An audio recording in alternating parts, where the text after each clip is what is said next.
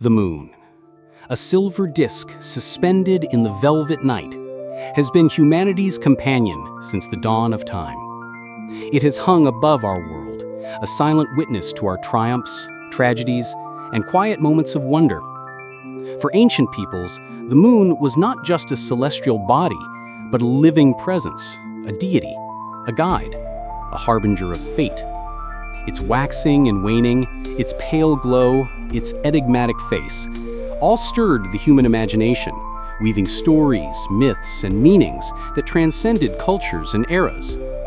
To gaze upon the moon as our ancestors did is to step into a world where the boundary between the earthly and the divine was porous, where every shadow on its surface whispered secrets, and where its cycles shaped the rhythm of life itself. This is a journey through the eyes of ancient peoples, exploring what they saw when they looked at the moon, interwoven with the scientific mysteries that continue to captivate us today. To the earliest humans, the night sky was a vast tapestry of stories, and the moon was its most radiant thread. For hunter-gatherers huddled around flickering fires, the moon was a beacon in the darkness, a source of light when the world was swallowed by shadow. Unlike the sun, whose blinding brilliance demanded reverence, the moon was approachable, intimate. Its soft glow invited contemplation, and its changing phases mirrored the cycles of life: birth, growth, decline, and rebirth. In ancient Mesopotamia, one of the cradles of civilization, the moon was personified as the god Nana, or Sin in Akkadian. Nana was the father of the sun god Utu and the goddess of love and war, Inanna. His temple in the ziggurat of Nana, stood as a testament to his importance. The Mesopotamians saw the moon as a divine ruler, guiding the tides of human affairs. Priests tracked its phases meticulously, believing its movements influenced everything from crop yields to the outcomes of battles. The crescent moon in particular was a potent symbol, often depicted as Nana's boat sailing across the cosmic ocean. To look at the moon was to see a god navigating the heavens, his light a promise of order in a chaotic world.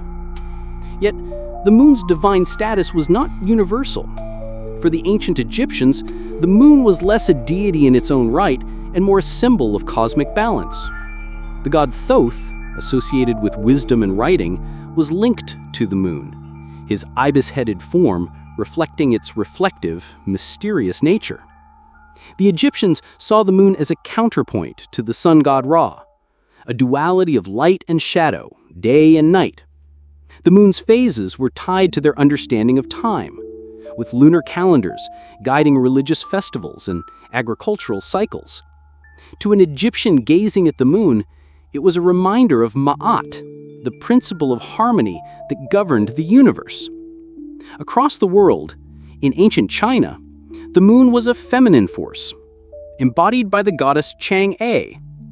Legend tells of Chang'e, who, after drinking an elixir of immortality, ascended to the moon, where she resides with a jade rabbit. The Mid-Autumn Festival, still celebrated today, honors her with mooncakes and lanterns, a nod to the ancient belief that the moon was a realm of beauty and eternal life. For the Chinese, the moon was a mirror of human longing, its full face a symbol of reunion and completeness. To look up was to dream of transcendence, of a connection to something eternal. The Greeks, too, wove the moon into their pantheon. Artemis, goddess of the hunt, was also the moon's guardian, her silver bow echoing the curve of the crescent. The Greeks saw the moon as a wild, untamed force, a reflection of Artemis's fierce independence. Yet they also recognized its mystery, with philosophers like Anaxagoras proposing as early as the 5th century BCE that the moon was a rocky body reflecting the sun's light, a radical idea for its time. To a Greek stargazer, the moon was both a goddess and a puzzle, a celestial body that invited both worship and inquiry. What united these cultures was the sense that the moon was alive, a being with agency and purpose. Its face, marked by shadowy patterns, was a canvas for human imagination. The man in the moon, a figure seen in cultures as diverse as the Norse and the Maya, was not just a trick of light, but a story etched in the sky. For some, it was a banished hero. For others, a lonely god. To look at the moon was to see a reflection of humanity itself, flawed, beautiful, and eternal. The moon's most striking feature, even to ancient eyes, was its cyclical nature. Its phases, new, waxing, full, waning, were a cosmic clock, ticking in rhythm with human existence. For ancient peoples, these cycles were not mere astronomical phenomena, but profound metaphors for life, death, and renewal.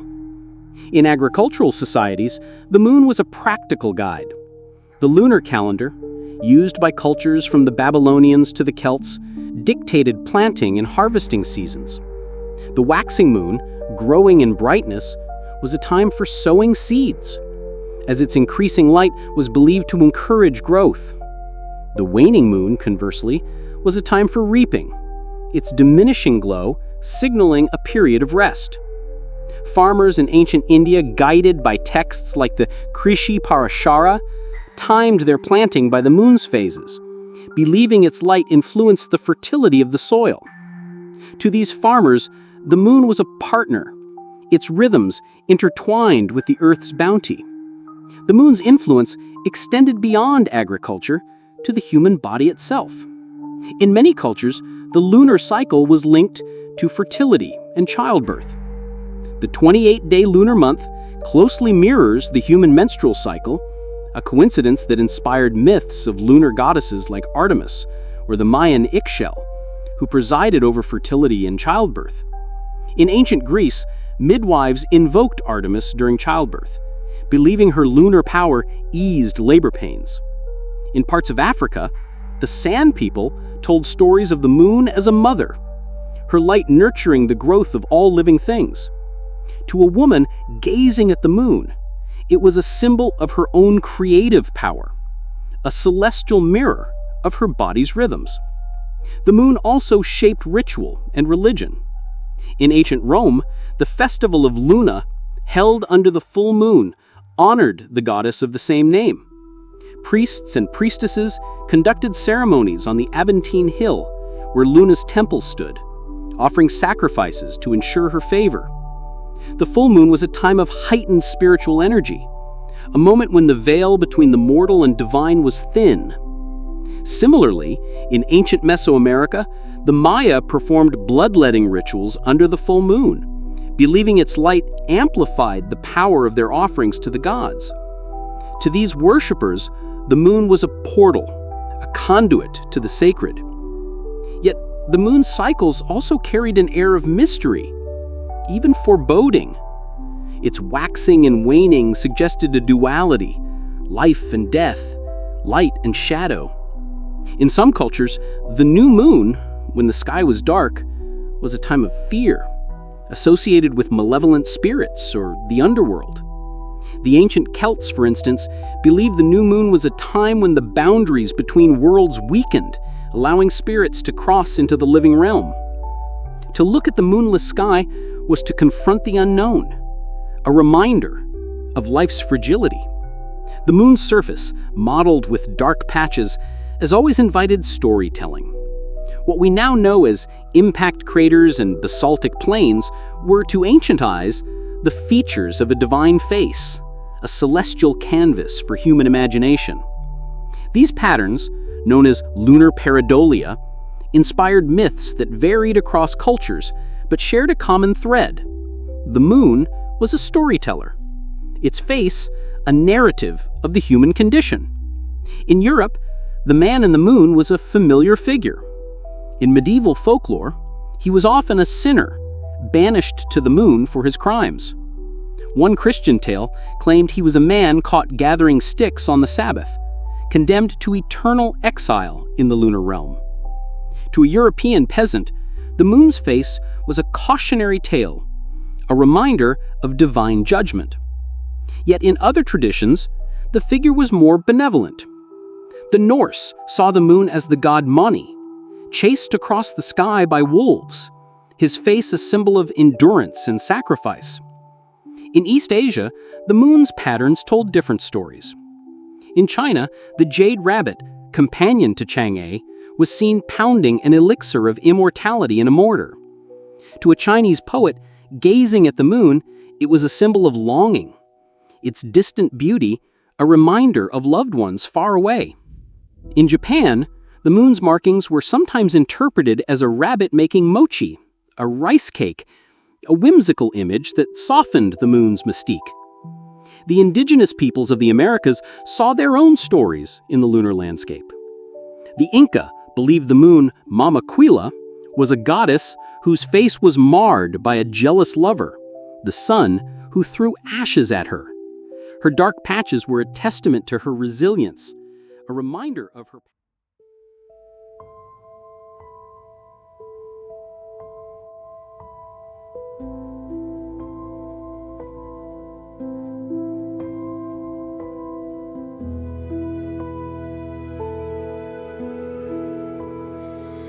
I'm floating in a sea of stars tonight. The moon's a whisper casting silver light. The void is calling with a silent plea. Out here in space I feel so wild and free. Galaxies spin like dancers in the dark.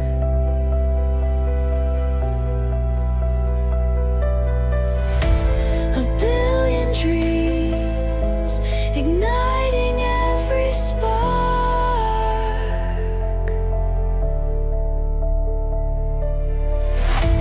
Infinity stretches far beyond my gaze. I'm lost in wonder in this endless maze.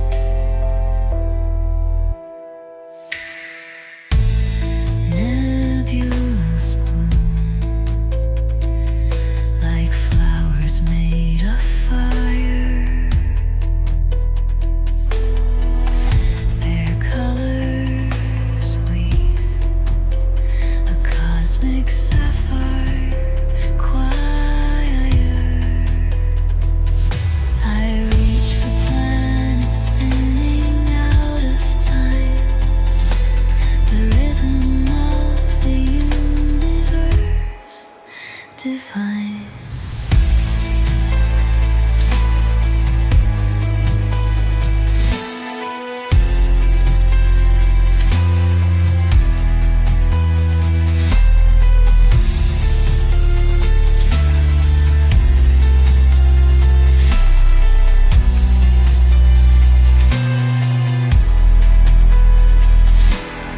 Weightless, I drift where gravity's no chain. The echoes hum a universal refrain.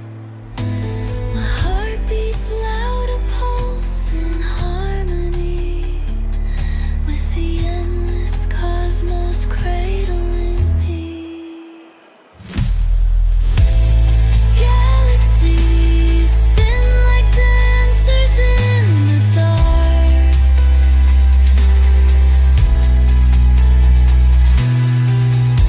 A billion dreams igniting every spark.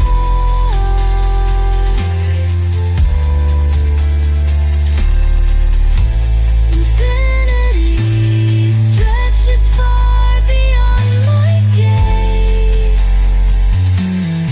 Love and birth in this endless maze.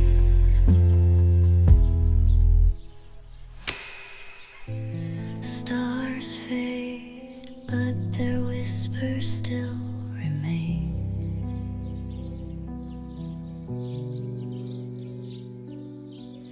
Through space I'll wander, chasing their